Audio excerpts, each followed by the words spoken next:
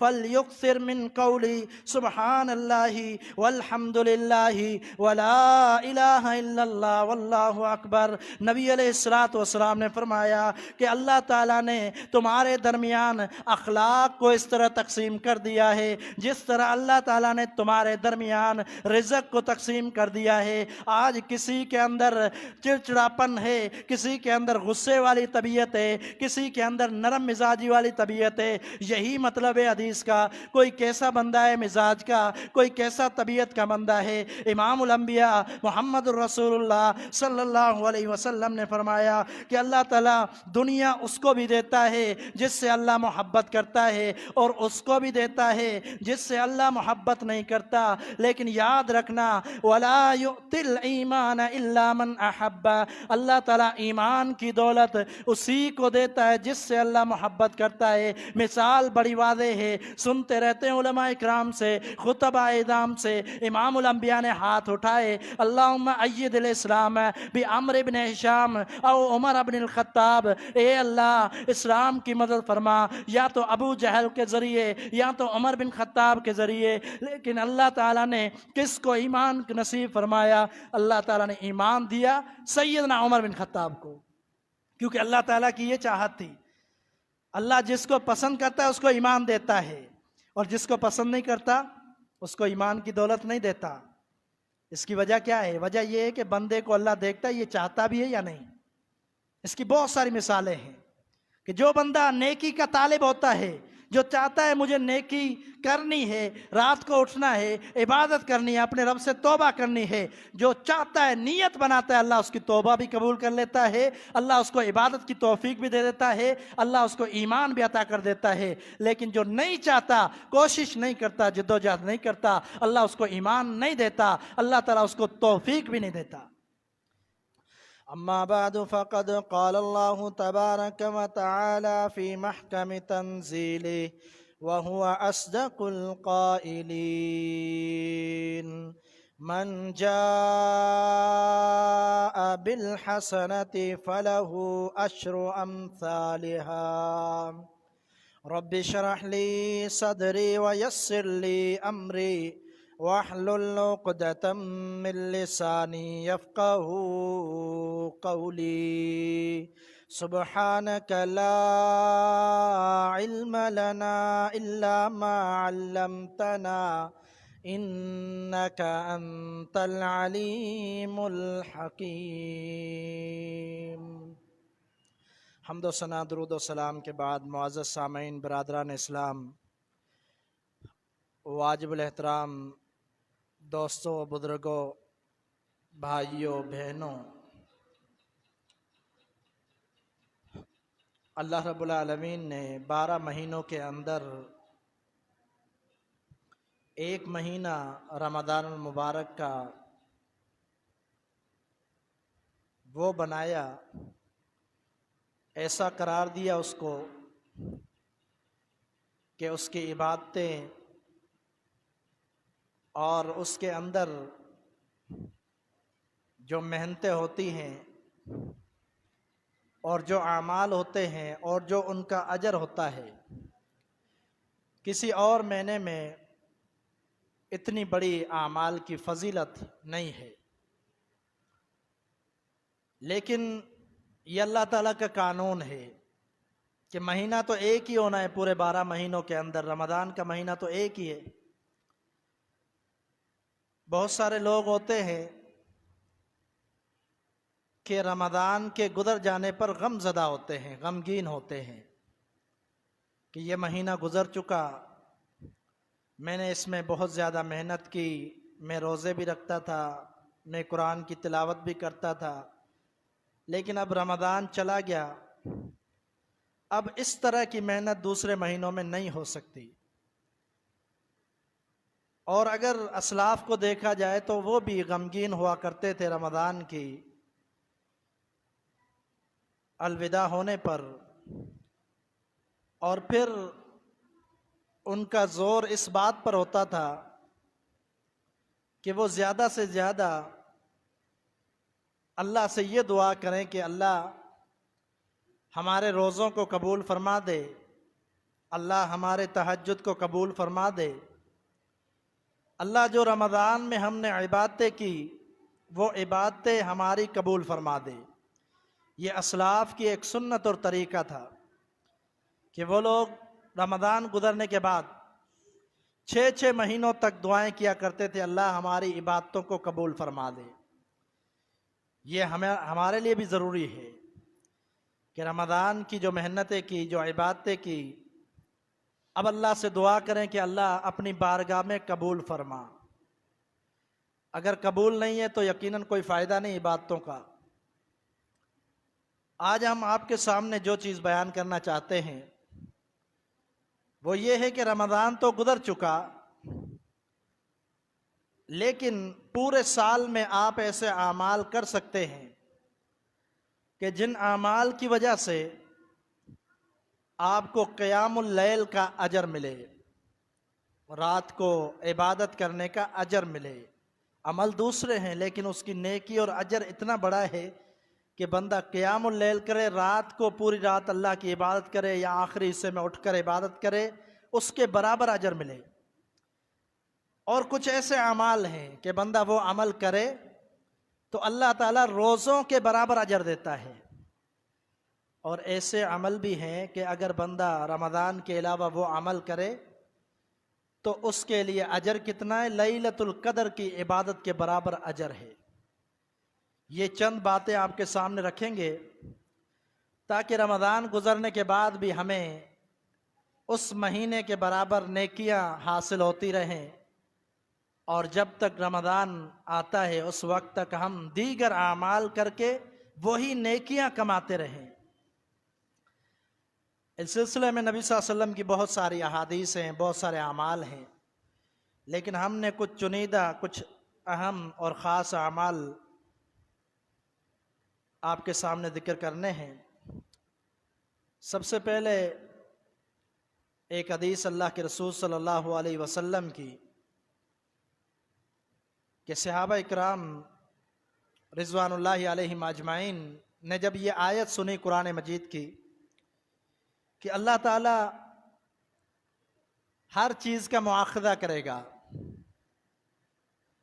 حتیٰ کہ اگر تم لوگ دلوں کے اندر، دماغ کے اندر بھی برا سوچتے ہو تو اس کا بھی محاسبہ ہوگا، اس کا حساب و کتاب ہوگا۔ قرآن مجید کی آیت ہے، سورۃ بقرہ کی آخری آیات ہیں۔ تفسیر کو دیکھتے ہیں تو صحابہ اکرام پریشان ہو گئے۔ اللہ کے رسول صلی اللہ علیہ وسلم دماغ اور دل کے اندر باتوں کا آنا، وسوسوں کا آنا، اس پر تو ہمارا کنٹرول نہیں ہے، اور یہ تو ممکن نہیں ہے کہ ہم اس پر بھی کنٹرول کر سکیں۔ لیکن آپ صلی اللہ علیہ وسلم نے جب یہ فرمایا، کیا تم یہ کہنا چاہتے ہو جیسے یہودیوں نے سیدنا موسیٰ سے کہا، یعنی تم میری بات کا انکار کرنا چاہتے ہو؟ انہوں نے فوراً کہا سمعنا واطعنا، اللہ کے رسول اب ہمارا کوئی اعتراض نہیں ہے، آپ نے کہہ دیا، اس پر بھی ہم کوشش کریں گے کنٹرول کرنے کی کہ ہمارے دلوں کے اندر بھی بری چیزیں نہ آئیں، برا نہ سوچیں ذہن کے ساتھ، اس پر بھی ہم کنٹرول کرنے کی کوشش کریں گے۔ ہم نے آپ کی اطاعت کی، ہمارا کوئی اعتراض نہیں ہے۔ نبی صلی اللہ علیہ وسلم نے امتحان لے لیا، صحابہ نے یہ بات کر دی، جس کا مطلب ہے کہ صحابہ یہ کہنا چاہتے ہیں کہ ہر بات میں ہم آپ کی اطاعت کرنے پر راضی ہیں، ان کا اعتراض ختم ہو گیا۔ لیکن اللہ تعالیٰ کو صحابہ اکرام کے اس انداز کی بڑی قدر ہوئی، اللہ نے بڑا پسند فرمایا یہ انداز، کہ انہوں نے کہا چلو ہمارا بس نہیں چلتا دل پر، دماغ پر، لیکن اس پر بھی کوشش کریں گے کہ دل میں بھی برا نہ سوچیں، دماغ میں بھی غلط وساوس اس طرح کی چیزیں نہ سوچیں۔ اللہ تعالیٰ نے آسانی کر دی۔ پھر اللہ تعالیٰ نے اگلی آیت نازل فرمائی، لا یکلف اللہ نفسا الا وسعها لها ما کسبت وعلیہا ما اکتسبت، کہ ہر نفس کے لیے اتنا ہی بوجھ ہے جتنا وہ برداشت کر سکتا ہے۔ لا یکلف، کسی کو مکلف نہیں کیا جائے گا، کسی کو اس چیز پر زبردستی ڈالا نہیں جائے گا جو اس کی طاقت میں نہ ہو۔ یہ آیت نازل ہوئی، پھر نبی علیہ الصلوۃ والسلام نے فرمایا اور یہ بھی ہے تمہارے لیے کہ اللہ تعالیٰ ہر نیکی کو تمہارے لیے بڑھا کر 10 کے برابر اجر دیتا ہے۔ نیکی کا ارادہ کرتا ہے، نیکی کر لیتا ہے تو 10 گنا اجر زیادہ ملتا ہے، اور اگر وہ نیکی کرتا نہیں ہے، ارادہ کرتا ہے، اب یہ نیکی کر نہیں سکا کسی وجہ سے، اس کی 1 نیکی لکھی جاتی ہے۔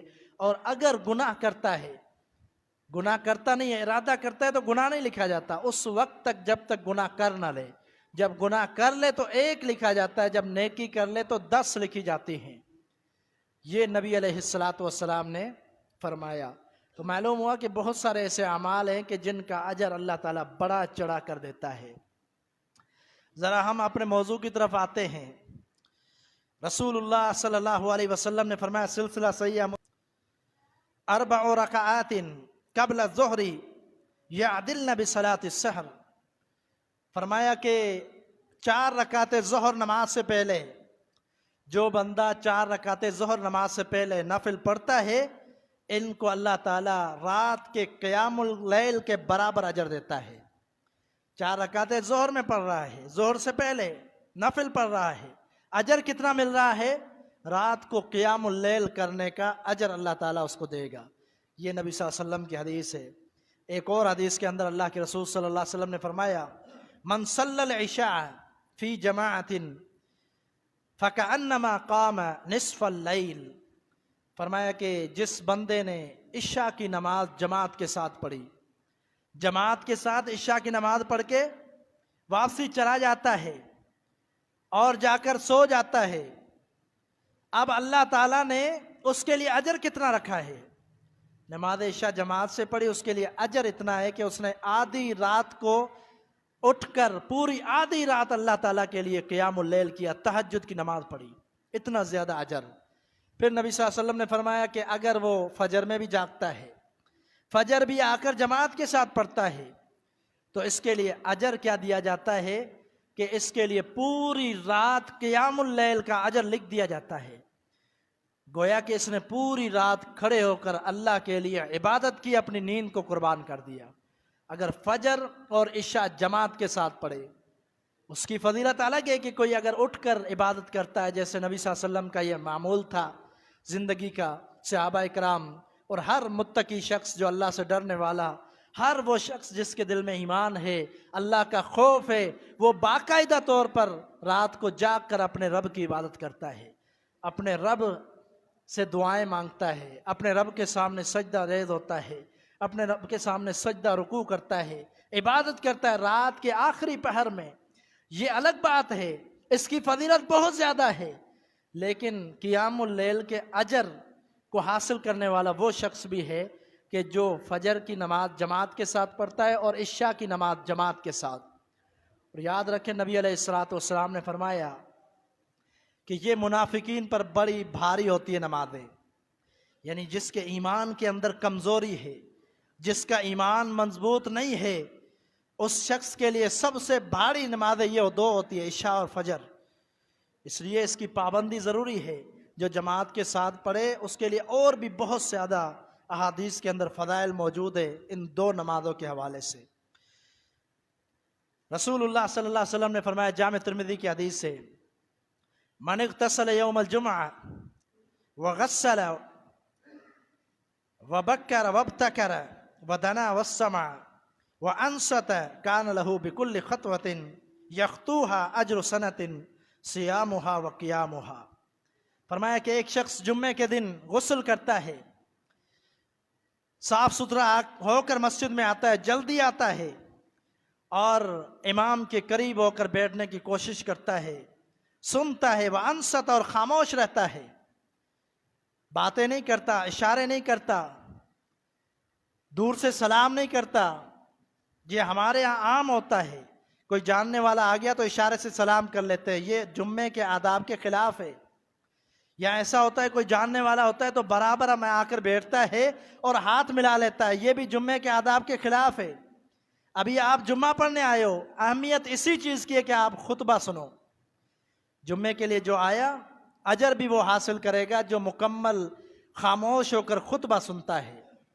کوئی بھی آئے، جاننے والا ہو، بھائی ہو، قریبی ہو، دوست ہو، کوئی بھی آؤ، جمعے کے دوران اس کو اگنور کرو، نہیں دیکھو، اس کی طرف التفات نہ کرو، غور کر کے خطبہ سنو۔ یہی جمعے کے آداب میں سے ہیں۔ اور پھر فضیلت کتنی ہے، نبی صلی اللہ علیہ وسلم نے فرمایا خاموش ہو کر جمعہ سنتا ہے، کان لہو بکل خطوۃ یخطوہا، یہ گھر سے نکلتا ہے، غسل بھی کر کے آتا ہے، وضو بھی کر کے آتا ہے، تیاری کے ساتھ آتا ہے، جلدی آتا ہے، فرمایا ہر قدم جو اٹھاتا ہے، وہ ہر قدم اٹھاتے اٹھاتے اس کے قدم کے بدلے اللہ تعالیٰ 1 سال کے برابر روزے اور قیام اللیل کا اجر دیتا ہے۔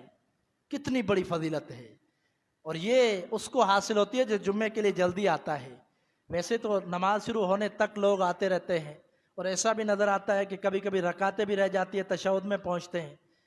یہ لوگ جمعہ نہیں پڑھتے، یہ لوگ جمعے کا اجر حاصل نہیں کر سکتے۔ جمعے کا اجر اس کو حاصل ہوتا ہے جو بندہ پہلے آتا ہے، پہلے آ کر پورے خطبے کو غور سے سنتا ہے خاموشی کے ساتھ، اس کو پورے جمعے کا اجر دیا جاتا ہے۔ اور بے شمار احادیث ہیں، یہ تو ایک ہے جس میں یہ ہے کہ 1 سال کے روزوں کے برابر اجر ملتا ہے، اور 1 سال رات کو اٹھ کر قیام اللیل تہجد پڑھنے کے برابر اجر ملتا ہے۔ جو بندہ جلدی آئے تیاری کے ساتھ اور آ کر غور سے سنتا ہے۔ آگے اللہ کے رسول صلی اللہ علیہ وسلم کی سنن نسائی کی حدیث ہے، کیا فرمایا رسول اللہ صلی اللہ علیہ وسلم نے؟ فرمایا من اتا فراشہ وهو ينوي ان يقوم يصلي من الليل فغلبته عيناه حتى اصبح كتب له ما نوى وكان نومه صدقة عليه من ربه عز وجل۔ سنن نسائی کی روایت ہے، اللہ کے رسول صلی اللہ علیہ وسلم نے فرمایا ایک شخص جب بستر پر سونے لگتا ہے، سوتے وقت اس کا ارادہ یہ ہوتا ہے، نیت یہ ہوتی ہے کہ میں رات کو اٹھ کے اللہ کے لیے نماز پڑھوں گا، فغلبتہ عیناہ، لیکن بات یہ ہوتی ہے اس کا ارادہ تو تھا اٹھنے کا ارادہ، تہجد پڑھنے کا ارادہ، لیکن اس کی آنکھیں اس پر غلبہ پا گئی، یعنی آنکھیں بند ہو گئی، اس کو نیند آ گئی، اٹھ نہ سکا۔ فرمایا حتی اصبح کتب لہ ما نوی، فرمایا کہ صبح ہو گئی، اٹھتا ہے پریشان ہو جاتا ہے، میری رات میں سو گئی، میں نے تہجد پڑھنا تھا، اللہ کے لیے اٹھ کے قیام اللیل کرنا تھا، لیکن نہیں اٹھ سکا، آنکھیں غالب آ گئیں۔ اللہ کے رسول صلی اللہ علیہ وسلم نے فرمایا اللہ تعالیٰ اس کے لیے لکھوا دیتا ہے جو اس نے نیت کی تھی، وَكَانَ نَوْمُهُ صَدَقَةً عَلَيْهِ مِن رَبِّهِ عَزَّ وَجَلَّ، یہ جو اس کا سونا ہے، نیند کرنا ہے، عبادت کی نیت سے یہ سویا ہے لیکن نہیں اٹھ سکا، فرمایا کہ یہ نیند کرنا اللہ کی طرف سے اس کے لیے صدقہ لکھ دیا جاتا ہے، صدقہ لکھ دیا جاتا ہے۔ یہ ایسی چیز ہے کہ بندہ اس پر قابو نہیں رکھتا۔ نیند ایسی چیز ہے کہ بندے کو پتہ نہیں چلتا۔ نیند کے عالم میں بندہ کبھی برے خواب دیکھتا ہے، کبھی پتہ نہیں کیا دیکھتا رہتا ہے خواب میں، کبھی کیا معاملات اس کے ساتھ ہوتے ہیں، ان پر محاسبہ نہیں ہوتا۔ کیوں؟ کیونکہ وہ ایک طرح سے بے ہوشی کے عالم میں ہے۔ نیند موت کی مانند ہے۔ نبی علیہ الصلوۃ والسلام نے دعا سکھلائی ہے، بسمک اللہم اموت و احیا، اللہ تیرے نام کے ساتھ اموت و احیا، میں مرنے جا رہا ہوں اور زندہ بھی ہوں گا تو تیرے نام کے ساتھ۔ یعنی نیند کو موت کے برابر قرار دیا ہے۔ بندے کو پتہ نہیں ہوتا کیا معاملہ ہے، اب یہ نیت کر کے سویا لیکن اس کا بس نہیں چلا، آنکھیں بند ہو گئی، نہیں اٹھ سکا، اللہ نے اس کے لیے بھی رات کے قیام اللیل کا اجر لکھوا دیا صرف نیت کی وجہ سے۔ تو یہ نیت کر کے سویا کریں اور کوشش کیا کریں اٹھنے کی، تہجد پڑھنے کی، لیکن کبھی کبھار اگر آنکھ بھی لگ جائے تو اللہ اس کا بھی اجر لکھوا دیتا ہے۔ پھر رسول اللہ صلی اللہ علیہ وسلم کی ایک اور حدیث، آپ نے فرمایا من نام عن حزبہ او عن شیء منہ فقرأہ فیما بین صلاة الفجر و صلاة الظہر کتب لہ کأنما قراءۃ من اللیل۔ صحیح مسلم کی روایت ہے، آپ نے فرمایا ایک شخص تہجد پڑھتا ہے لیکن اٹھ نہیں سکا، اجاگی نہیں ہوئی، سجاگی نہیں ہوئی، بیدار نہیں ہو سکا، نیند اس پر غالب آ گئی، اب یہ سو گیا ہے۔ فرمایا کہ صبح کو اٹھتا ہے، فجر کے بعد، طلوع آفتاب کے بعد، سورج نکلنے کے بعد، ظہر کے درمیان جو ٹائم ہوتا ہے اس میں یہ نماز وہی ادا کرتا ہے، وہی جو رات کو اس کی رہ گئی تہجد وہ اس ٹائم میں ادا کر دیتا ہے، یعنی اس کی قضا دیتا ہے۔ تو اللہ کے رسول صلی اللہ علیہ وسلم نے فرمایا کتب لہ کأنما قرأہ من اللیل، فرمایا اس کے لیے اسی طرح لکھ دیا جاتا ہے جس طرح وہ رات کو تہجد میں تلاوت کرتا ہے، یعنی اس کو اسی تہجد کے برابر اجر دیا جاتا ہے۔ رات کو نہیں اٹھ سکا، نیند آ گئی، لیکن پھر ظہر سے پہلے ٹائم نکال کر یہ پڑھ لیتا ہے وہی تہجد، اللہ تعالیٰ اس کو اتنا ہی اجر دیتا ہے۔ تو یہاں سے ایک بات یہ بھی معلوم ہوتی ہے کہ اگر بندے کا وتر رہ جاتا ہے، یہ بہت سارے لوگ سوال کرتے ہیں کہ اگر وتر رہ جاتا ہے کیا صبح کو پڑھ سکتے ہیں؟ جی ہاں، ممانعت نہیں ہے حدیث میں، اور یہ حدیث دلیل ہے۔ اس طرح کی اور بھی حدیث ہے، اگر آپ کا وتر فوت ہو چکا ہے اس کی قضا آپ دے سکتے ہیں۔ صبح کو تو سورج طلوع ہوا، اس کے بعد نماز پڑھنے کا وقت ہے، طلوع ہونے تک نماز نوافل منع ہے۔ فجر رہ گئی وہ آپ پڑھ سکتے ہیں، لیکن نفل نماز منع ہے۔ فجر کی سنتیں رہ گئی وہ پڑھ سکتے ہیں، حدیث میں آتا ہے، حدیث میں واضح طور پر موجود ہے۔ تو یہ دو نماز، فجر رہ گئی، ٹائم نکل گیا، لیکن آیا سورج طلوع نہیں ہوا، فجر نماز پڑھ سکتا ہے اور سنتیں بھی پڑھ سکتا ہے، لیکن باقی نوافل نہیں پڑھ سکتا۔ یہ جو وتر رہ گئی یا تہجد رہ گیا، یہ آپ سورج طلوع ہونے کے بعد پڑھ سکتے ہیں۔ وتر جو بھی آپ پڑھتے تھے رات کو، جو آپ کا ارادہ تھا، جتنے پڑھنا چاہیں آپ پڑھ سکتے ہیں، 3 پڑھیں، 5 پڑھیں، 7 پڑھیں، 9 پڑھیں یا 1 پڑھیں، تو یہ پڑھ سکتے ہیں۔ تہجد کی نماز بھی اس وقت قضا دے سکتے ہیں، یہ صحیح مسلم کی حدیث ہے۔ اس کے بعد رسول اللہ صلی اللہ علیہ وسلم کی ایک اور حدیث ہے، سنن دارمی کی حدیث ہے۔ آپ نے فرمایا من قرأ بمئۃ آیۃ فی لیلۃ کتب لہ قنوت لیلۃ، فرمایا کہ ایک بندہ رات کو 100 آیتیں پڑھ کے سوتا ہے۔ قرآن مجید کی 100 آیتیں، سورت کا ذکر نہیں ہے اس میں کہ کون سی سورت ہے، کون سی سورت پڑھنی چاہیے۔ آپ قرآن اٹھائیں، جہاں سے آپ پڑھنا جانتے ہیں، 20 سے پڑھیں، کہیں سے پڑھیں، 100 آیتیں پڑھ کر سو جائیں، آپ کو پوری رات کے قیام اللیل کے اجر کے برابر نیکیاں دی جاتی ہیں۔ اور یہ حدیث اگر آپ دوسرا قرآن مجید کی دوسری کوئی تلاوت نہیں کرتے تو نبی صلی اللہ علیہ وسلم کی حدیث ہے، آپ نے فرمایا کہ رات کو جو سونے سے پہلے سورۃ الملک پڑھتا ہے قبر کے عذاب سے محفوظ رہے گا۔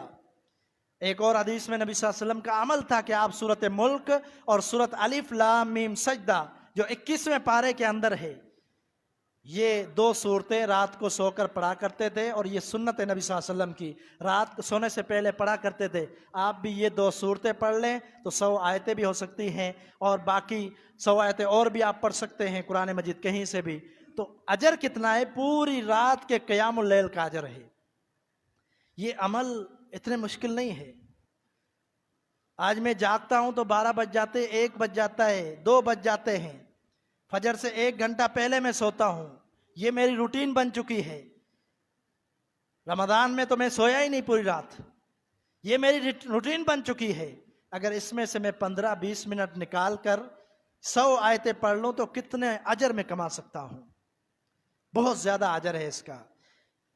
ایک اور حدیث رسول اللہ صلی اللہ علیہ وسلم کی صحیح بخاری کے اندر فرمایا من قرأ بالآیتین من آخر سورۃ البقرۃ فی اللیلۃ کفتاہ، فرمایا کہ جو بندہ رات کو سونے سے پہلے، صحیح بخاری کی حدیث ہے، سونے سے پہلے 2 سورۃ بقرہ کی آخری آیات پڑھ کر سوتا ہے، کفتاہ، اس کو پوری رات کے لیے کافی ہو جاتی ہیں۔ حافظ ابن حجر رحمہ اللہ اور دیگر بہت سارے محدثین مفسرین نے اس کی شرح میں یہ بھی لکھا ہے، اس سے مراد یہ ہے کہ اگر وہ تہجد پڑھنے کی طاقت نہیں رکھتا، تہجد نہیں پڑھ سکا، تو اس کو تہجد کا اجر بھی دیا جاتا ہے، صرف یہ 2 صورتیں پڑھ کر سونے کی وجہ سے۔ صرف 2 آیتیں سورۃ بقرہ کی چھوٹی سی 2 آیتیں ہیں، یہ پڑھ کر سوتا ہے تو رات کو قیام اللیل کا اجر بھی دیا جاتا ہے، اور ہر قسم کے شر سے اللہ اس کو بچا دیتا ہے رات کو۔ یہ ایک ہی فضیلت ہے جس میں بہت ہی آسان یہ کام ہے۔ سوتے سوتے آپ 2 آیتیں پڑھ سکتے ہیں، یاد کرنا بھی اتنی مشکل نہیں ہے، آسان سی آیتیں۔ تو اس طرح رسول اللہ صلی اللہ علیہ وسلم کا ایک اور فرمان ہے، فرمایا ان المؤمن لیدرک بحسن خلق درجۃ الصائم او القائم، فرمایا کہ مومن شخص یہ پا سکتا ہے روزے دار اور رات کو قیام اللیل کرنے والے کا اجر مومن پا سکتا ہے، لیکن وہ کون سا مومن ہے؟ مومن تو بہت ہیں، ایمان والے تو بہت ہیں۔ ہر شخص آج دعویٰ کرتا ہے میں مومن ہوں، میں ایمان والا ہوں، میرے جیسا ایمان کسی کا نہیں ہے، میں اس سے اچھا ہوں، میں اس سے اچھا ہوں۔ لیکن یہاں رسول اللہ صلی اللہ علیہ وسلم نے قید لگا دی، فرمایا بحسن خلق ہی، اخلاق والا مومن، اچھے اخلاق والا، اعمال کرنے والا، کسی کے ساتھ بد سلوکی نہ کرنے والا، والدین کے ساتھ احترام کے ساتھ پیش آنے والا، پڑوسیوں کے حقوق کو ادا کرنے والا، یہ سارے معاملات امام الانبیاء محمد رسول اللہ صلی اللہ علیہ وسلم کی احادیث میں شامل ہیں۔ آپ کو مل جائیں کہ حسن اخلاق کس کو کہا جاتا ہے، آپ کی سیرت پڑھ لیں، آپ کو پتہ لگے گا کہ حسن اخلاق کیا ہے۔ جو حسن اخلاق والا ہوگا، اچھے کردار والا ہوگا، اچھے کریکٹر والا ہوگا، ایسے بندے کے لیے امام الانبیاء نے فرمایا کہ اس کو اجر کتنا دیا جاتا ہے، اس اخلاق کی وجہ سے اس کا رتبہ، اس کا اجر کتنا ہے۔ ہر روز روزہ رکھنے کے برابر اور رات کو اٹھ کر قیام اللیل کرنے کے برابر اجر ہے۔ یہ اس شخص کا ہے جو اچھے اخلاق والا ہے، اچھی عادتوں والا ہے۔ نبی علیہ الصلوۃ والسلام کی پوری زندگی، آپ سوچیں گے اخلاق کیا ہے؟ اخلاق حقیقت میں اللہ کے رسول صلی اللہ علیہ وسلم کی پوری زندگی کے اعمال کا نام ہے۔ آپ کا روزہ بھی اخلاق ہے، آپ کا تہجد بھی اخلاق ہے، لوگوں سے ملنا جلنا بھی اخلاق ہے۔ لَقَدْ كَانَ لَكُمْ فِي رَسُولِ اللَّهِ أُسْوَةٌ حَسَنَةٌ، اللہ فرماتا ہے تحقیق تمہارے لیے پیارے پیغمبر کی زندگی ہی بہترین نمونہ ہے، اسوہ حسنہ ہے، بہترین اخلاق ہے زندگی گزارنے کا۔ خلق کی جمع اخلاق، اس میں ساری چیزیں آ جاتی ہیں، ہر عمل آ جاتا ہے، جس کی دلیل یہ ہے کہ سیدہ عائشہ سے پوچھا گیا تھا کہ نبی صلی اللہ علیہ وسلم کا اخلاق کیا ہے؟ اما عائشہ نے جواب کیا دیا تھا؟ کان خلقہ القرآن، نبی صلی اللہ علیہ وسلم کا اخلاق قرآن مجید ہے۔ قرآن مجید کے اندر کون سی چیز، کون سا عمل موجود نہیں ہے؟ نیکی کی ساری باتیں قرآن کے اندر موجود ہیں۔ پورے قرآن پر عمل کرنے والا، دین پر عمل کرنے والا، یعنی اجمالی طور پر پورا دین قرآن کے اندر موجود ہے۔ جو پورے دین پر عمل کرنے والا ہے وہی حقیقت میں اچھے اخلاق کا مالک ہے۔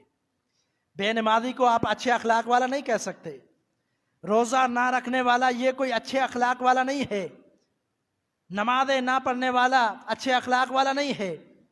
آج ہم نے مشہور کر دیا ہے، کوئی کسی سے سلام دعا کرتا ہے، کوئی آگے جا کر کسی سے ملتا ہے، والدین سے اچھا سلوک کرتا ہے، ماں باپ سے اچھا سلوک کرتا ہے، پڑوسیوں سے اچھا سلوک کرتا ہے، نہ نماز پڑھتا ہے، نہ روزہ رکھتا ہے، نہ زکوٰۃ ادا کرتا ہے، نہ کوئی حج کے معاملات میں اس کی درستگی ہے، نہ کوئی اس کے توحید کے معاملات میں وہ اچھا ہے، ہم اس کو با اخلاق قرار دیتے ہیں کہ دنیا کا سب سے اچھا بندہ یہی ہے۔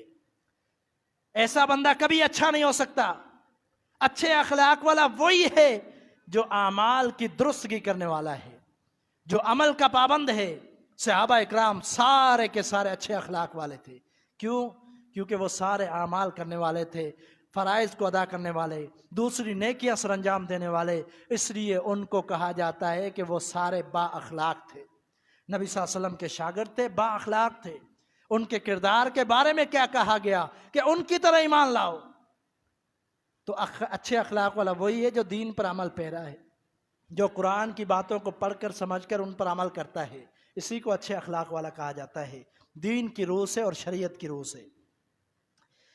اس کے بعد رسول اللہ صلی اللہ علیہ وسلم کی ایک اور حدیث، آپ نے فرمایا الساعی علی الارملۃ والمسکین کالمجاہد فی سبیل اللہ او القائم اللیل الصائم النہار، یہ بھی صحیح بخاری کی حدیث ہے۔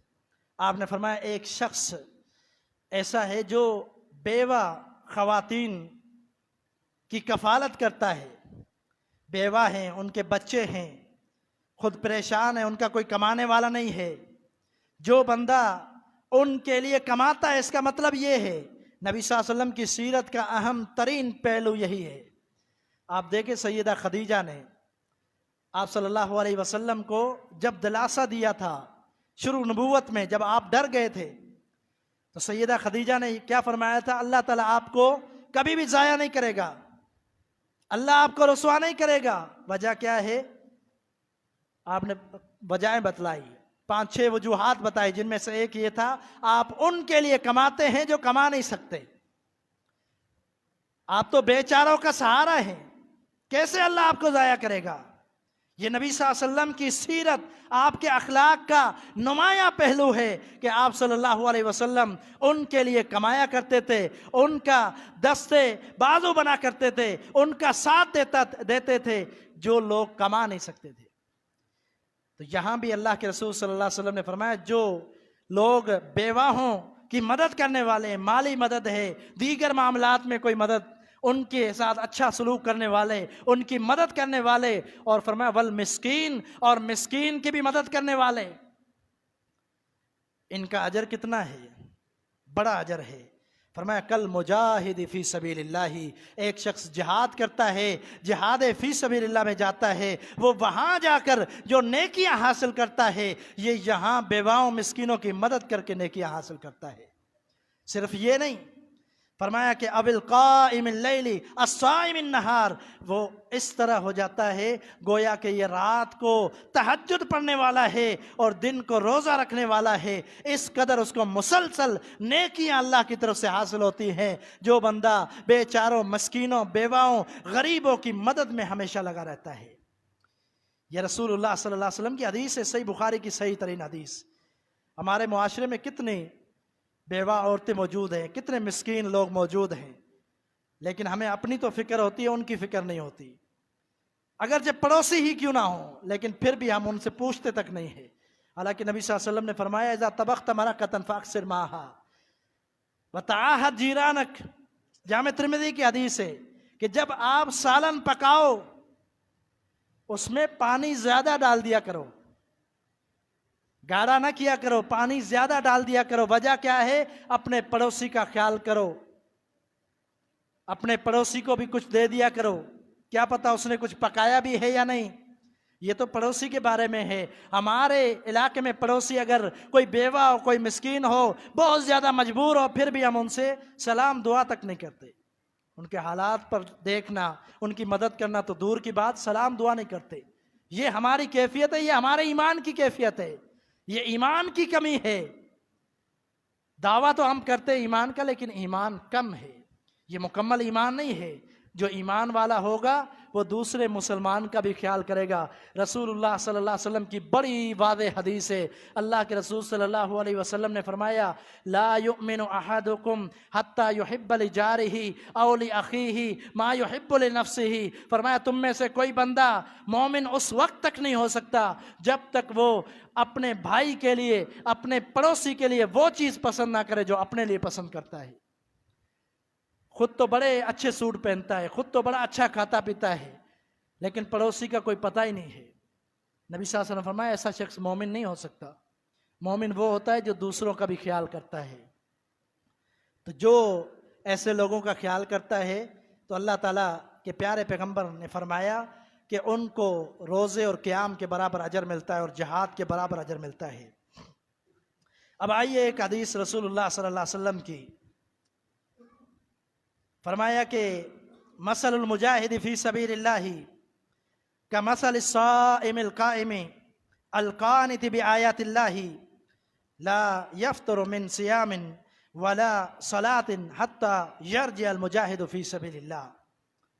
فرمایا کہ ایک مجاہد فی سبیل اللہ، اللہ کی راہ میں جہاد کے لیے جاتا ہے، فرمایا کہ وہ جب تک وہاں رہتا ہے اور یہاں لوگ رات کو قیام اللیل بھی کر رہے ہیں اور یہاں لوگ دن کو روزے بھی رکھ رہے ہیں نفلی، لیکن وہ جہاد کی وجہ سے قیام اللیل نہیں کر سکا، روزے نہیں رکھ سکا، اللہ تعالیٰ اس کو یہی اجر عطا کرتا رہتا ہے جب تک وہ جہاد فی سبیل اللہ میں نکلا ہوا ہوتا ہے۔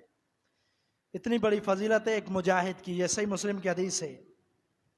اسی طرح ایک حدیث سلسلہ صحیحہ کے اندر امام البانی رحمہ اللہ نے بیان فرمائی، کیا حدیث ہے؟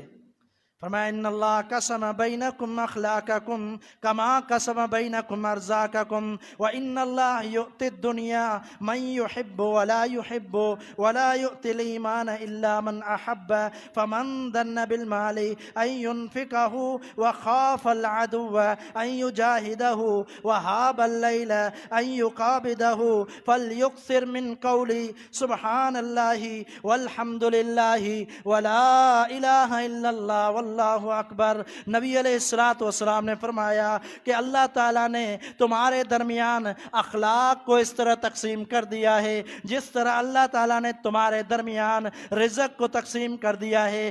آج کسی کے اندر چڑچڑاپن ہے، کسی کے اندر غصے والی طبیعت ہے، کسی کے اندر نرم مزاجی والی طبیعت ہے۔ یہی مطلب ہے حدیث کا، کوئی کیسا بندہ ہے مزاج کا، کوئی کیسا طبیعت کا بندہ ہے۔ امام الانبیاء محمد الرسول اللہ صلی اللہ علیہ وسلم نے فرمایا کہ اللہ تعالیٰ دنیا اس کو بھی دیتا ہے جس سے اللہ محبت کرتا ہے، اور اس کو بھی دیتا ہے جس سے اللہ محبت نہیں کرتا۔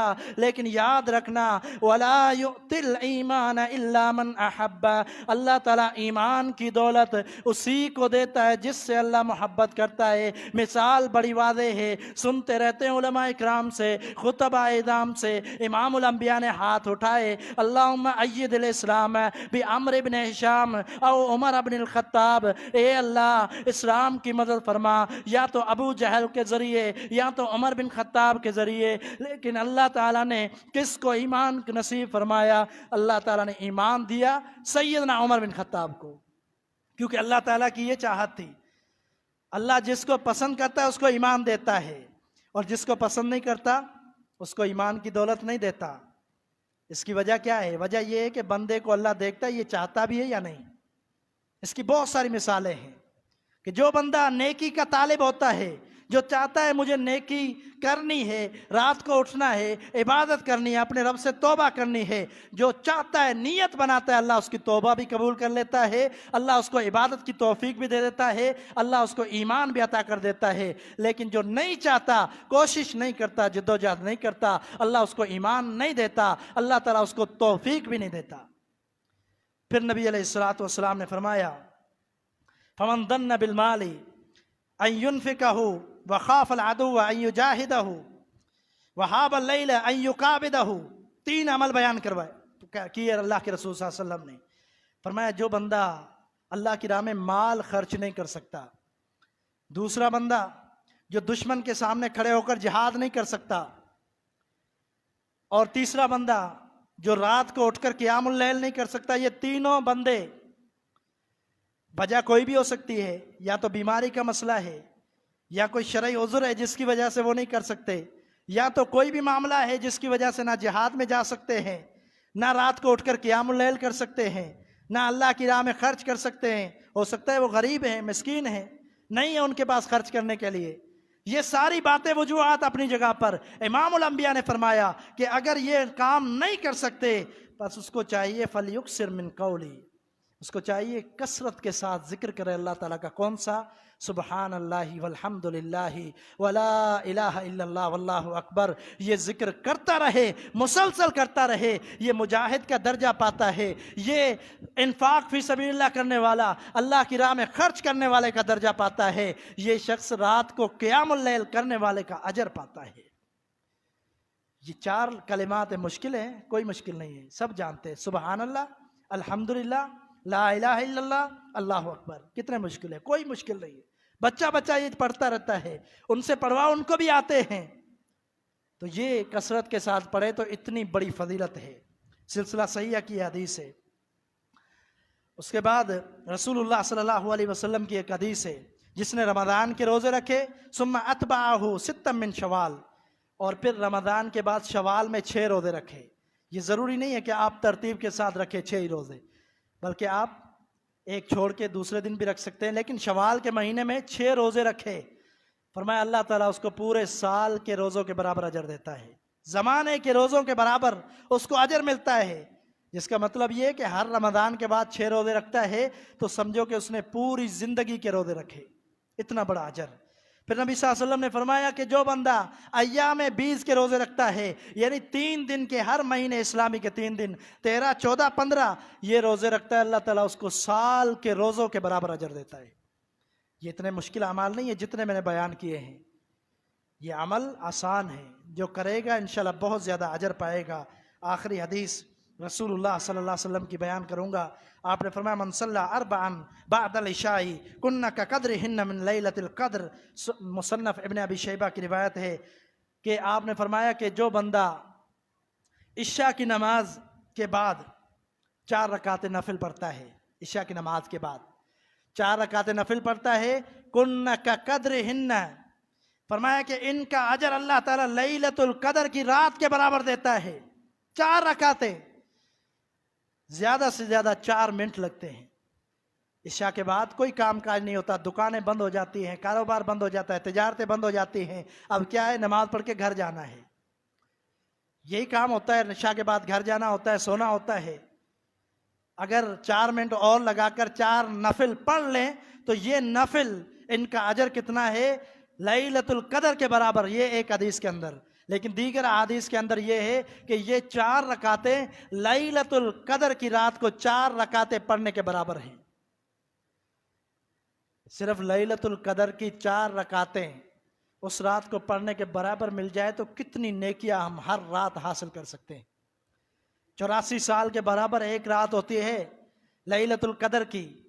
سمجھو کہ جس نے ایک چھوٹا سا عمل کیا وہ بھی اس کو اتنا زیادہ اجر ملے گا کہ 84 سال تک اس نے یہ عمل کیا ہے۔ تو یہ 4 رکعتیں کوئی مشکل نہیں ہے عشاء کی نماز کے بعد۔ اس سے پہلے ہم بیان کر چکے ہیں کہ ظہر سے پہلے 4 رکعتیں، یہ بھی نفل ہے، جو یہ پڑھتا ہے اس کے لیے اجر پوری رات کے قیام اللیل کا ملتا ہے۔